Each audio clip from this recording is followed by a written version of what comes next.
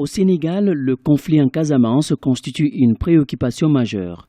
Les conséquences de cette guerre étaient au centre des débats lors d'un symposium organisé dans le cadre de la 6e édition de la Caravane pour la paix et le développement en Casamance, tenue le 23 juillet à Dakar. Au cours de cette rencontre, il a été révélé que plus de 14 000 ressortissants de la Casamance se sont réfugiés en Gambie et en Guinée-Bissau. Ces deux pays accueillent aujourd'hui beaucoup de réfugiés, conséquemment justement à la guerre. Et il faut aussi constater que ces deux pays ont bien compris que la paix en Casamance, c'est aussi la paix chez ces pays voisins. Nous constatons et nous nous réjouissons de leur implication des deux pays, parce qu'ils ont bien compris que la paix en Casamance, c'est aussi la paix en Guinée-Bissau, c'est aussi la paix en Gambie. Depuis un certain temps, une accalmie a été constatée.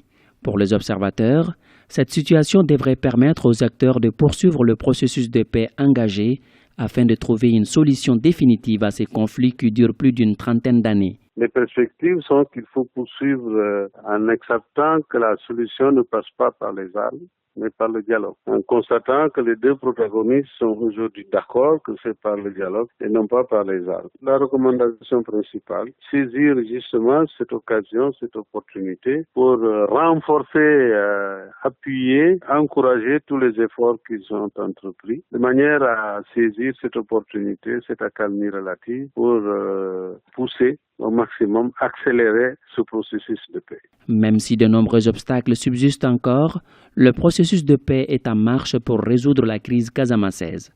Cet optimisme est porté par tous les acteurs du processus de paix. Aujourd'hui, l'objectif ultime est de mettre définitivement fin à cette situation de ni paix ni guerre dans la région sud du Sénégal.